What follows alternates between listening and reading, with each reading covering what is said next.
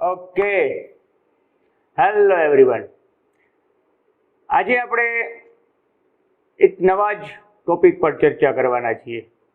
અત્યાર સુધી તમે ટેક્સ્ટબુકના રીડના વિડીયોઝ જોયા, પણ આજે આપણે ગ્રામરની ચર્ચા કરવા જવાની છે. ગ્રામર ઘણાને ડર લાગી ગયો હશે, બીક લાગી ગઈ હશે. ઓહો, ગ્રામર ભણવાનું, કારણ કે પહેલેથી જ આપણને વ્યાકરણ ને ગ્રામર આવે એટલે મોટા ભાગનાને ડર લાગે. કંઈ વાંધો નહીં, ગ્રામરમાં ડરવા જેવું કંઈ નથી, અને I will try my best to make it interesting. હવે આપણે ગ્રામરને ભણશું, પણ ધીમે ધીમે.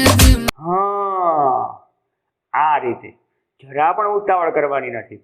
તો આજનો આપણો પહેલો ટોપિક છે કન્ડિશન ઇન પાસ્ટ, પણ સાથે કન્ડિશન પણ ભણવાની છે. હવે એમ થાય કે આ કન્ડિશન ઇન પાસ્ટ અને કન્ડિશન આ શું?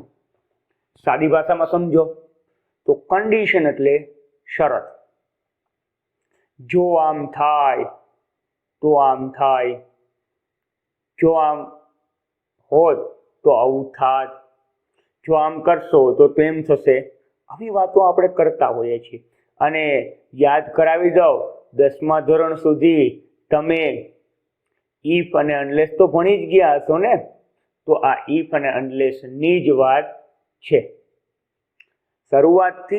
શરૂથી સમજીએ. 11મા ધોરણમાં પહેલા યુનિટની અંદર ફંક્શન તરીકે આપણને આ ટોપિક આપેલો છે, કન્ડિશન અને કન્ડિશન ઇન પાસ્ટ.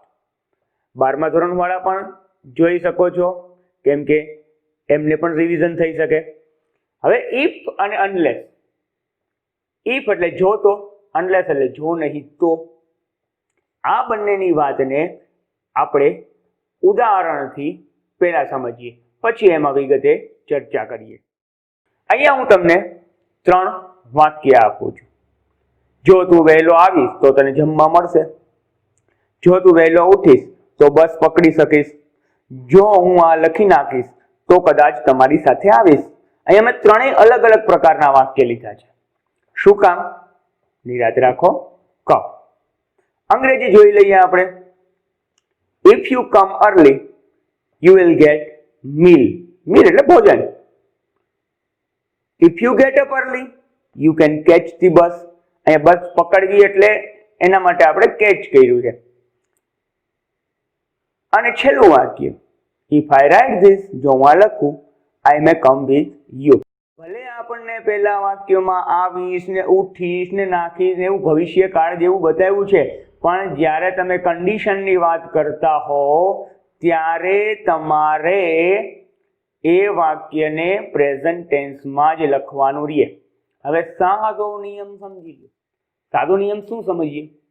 કે જો ઇફ વાળું વાક્ય વર્તમાન કાળનું હોય તો એની પાછળના વાક્યમાં કેન, મે અને શાલ વિલ. શાલ વિલ એ ભવિષ્યકાળના રૂપે ગણીએ, અને આમ પણ એ મોડેલ ઓક્ઝિલરી પણ છે. એટલે શાલ વિલ, કેન અને મે. પણ ક્યારે? વર્તમાન કાળનું ઇફ વાળું વાક્ય કે અનલેસ વાળું વાક્ય હોય તો બીજા વાક્યમાં આવશે શાલ વિલ, કેન અને મે. અને હવે આ વાતને આપણે કહેશું કન્ડિશન, એટલે કે શરત. આગળ આપણે જોઈએ તો હવે આપણે વાત કરીએ કન્ડિશન ઇન પાસ્ટની. એના જે લખાણ છે એ છે ને એ પછીની વાત, એને હમણાં રહેવા દઈએ. પેલા વાક્યોને જ સમજીએ, કારણ કે ગ્રામર શીખવા માટે આપણે કેવી રીતે આગળ વધવું પડે? ધીમે ધીમે. હા, આ રીતે. તો પેલા વાક્ય જોઈ લઈએ. 3 વાક્યોને પાછા આપણે જોઈએ.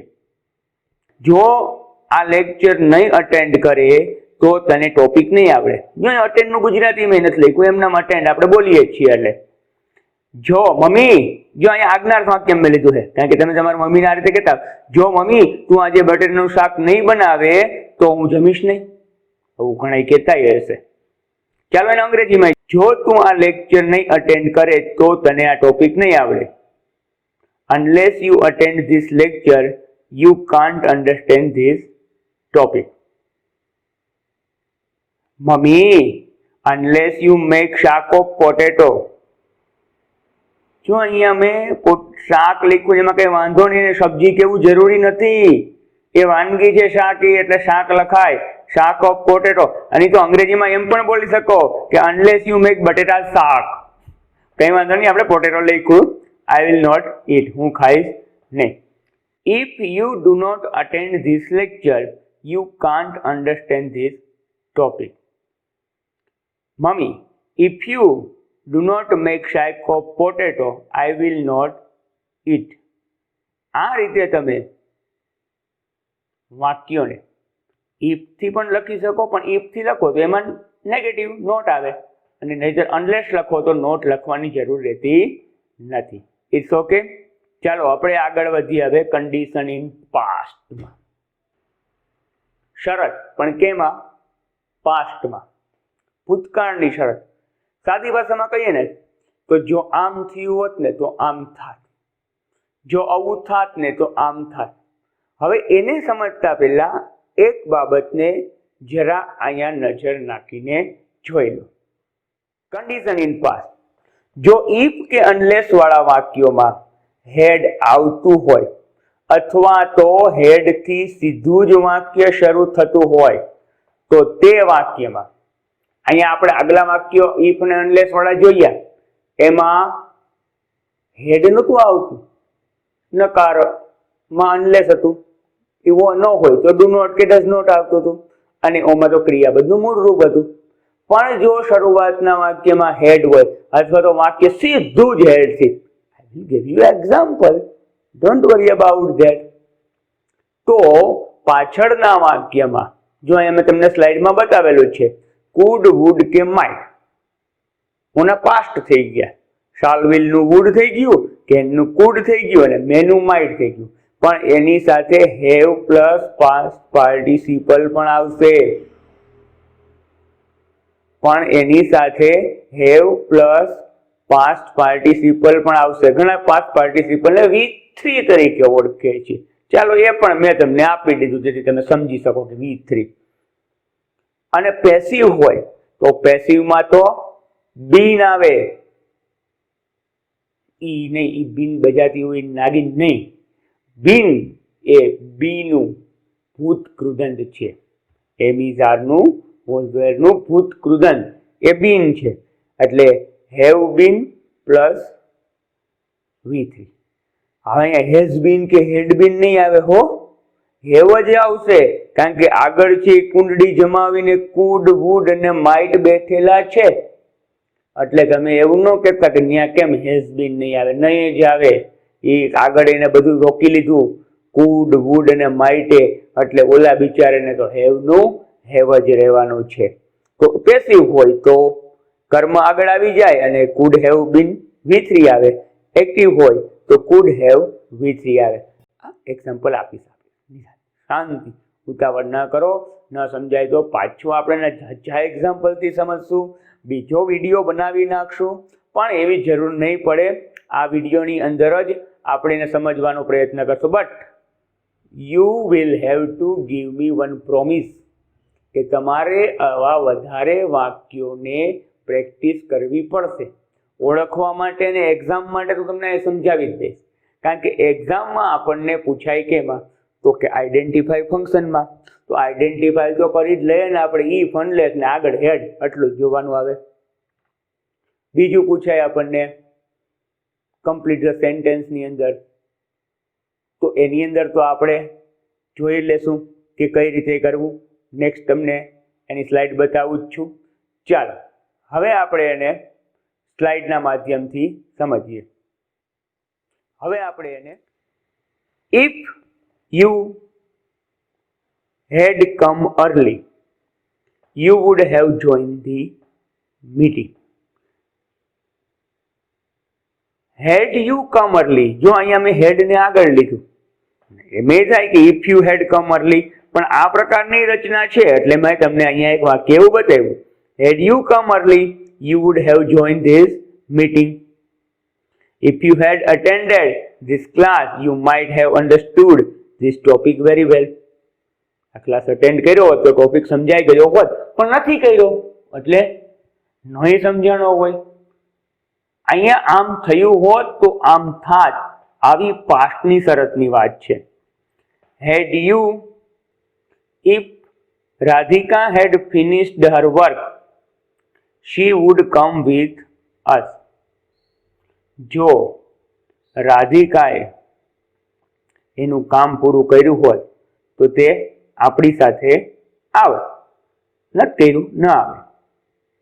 If the doctor had come early, the patient would have been saved.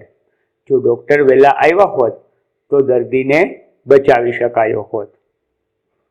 If driver had applied the brake, dog might have been saved. જો ડ્રાઈવરે બ્રેક સમયસર લગાડી હોત તો કૂતરાને બચાવી શકાયો હોત. પણ એવું નથી. જો અહીંયા મેં પેસિવ વાક્ય લીધું છે. The patient would have been saved. Patient છે એ કોના દ્વારા બચાવાય? ડોક્ટર દ્વારા, એટલે પેસિવ છે. ડોગ છે એ ડ્રાઈવર થી બચાવી શકાયો હોત, એટલે બંને વાક્યો પેસિવ છે.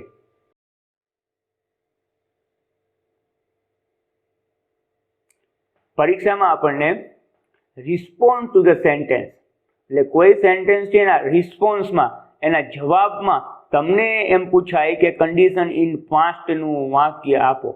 તમને એક સરસ થઈ ગયું છે કે તમારે તો 4 માંથી એક સિલેક્ટ કરવાનું જ છે, તો એને કઈ રીતે આપણે ઓળખવું એ આપણે આ એક્ઝામ્પલના માધ્યમથી, કે જે આપણને એક્ઝામમાં પૂછાય છે એ પ્રકારના 2 એક્ઝામ્પલ હું તમને અહીંયા આપું છું.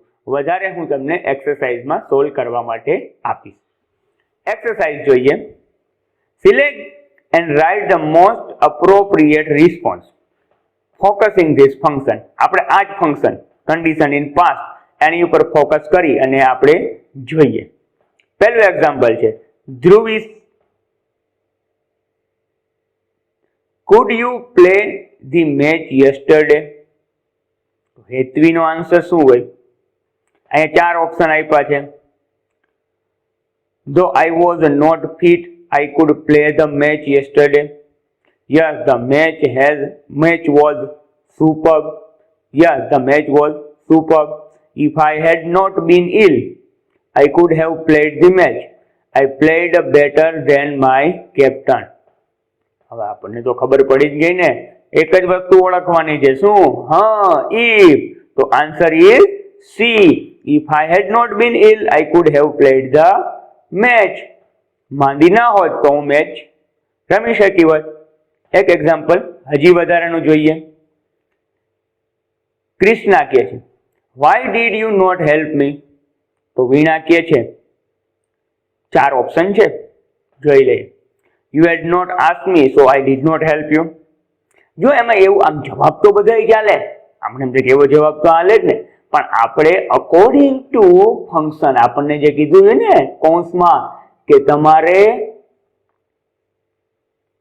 કન્ડિશન ઇન પાસ્ટ પ્રમાણે જવાબ આપવાનો છે, તો અહીંયા જે કોર્સમાં કન્ડિશન ઇન પાસ્ટ આપેલું છે એટલે આપણે આમાં રિસ્પોન્સ જે સિલેક્ટ કરવાનો છે એ કન્ડિશન પાસ્ટનો જ કરવાનો છે. B option because I don't want to help anyone. You behaved rudely and I decide not to help you. છેલ્લો option if you had asked me, I would have helped you. સમજાઈ ગયો જવાબ? Answer is D. If you had asked me, I would have helped you. આ example જોઈએ અને આપણે આના ઉપરથી સમજ્યા કે કન્ડિશન ઇન પાસ્ટનો યુઝ કેવી રીતે થાય. હવે આપણે આપણી ટેક્સ્ટબુકની એક્સરસાઇઝ જે ફંક્શનની એક્સરસાઇઝ આપેલી છે એની ઉપર નજર નાખી લઈએ, એને જોઈ લઈએ. એના ઉપરથી આપણને સ્પષ્ટ થઈ જશે કે કેવી રીતે વાક્ય રચનાઓ બને છે. અહીંયા મેં એક્ઝામની સ્ટાઇલથી પણ શીખવાડ્યું અને તમને મટીરિયલ પણ જીડી વાછાણી કન્યા વિદ્યાલયના બહેનોને પહોંચી ચૂક્યું છે કે એ મટીરિયલ પ્રમાણે લખી અને તમે આ વસ્તુને સમજી શકો છો. I hope you may understand. તમે સમજી શક્યા હશો. કદાચ વિડીયોના માધ્યમથી સમજવું અઘરું લાગે તો પણ હું વધારે એક્ઝામ્પલ તમને આપીશ અને એ એક્ઝામ્પલને તમે સોલ્વ કરજો. Definitely you will understand. Okay, by.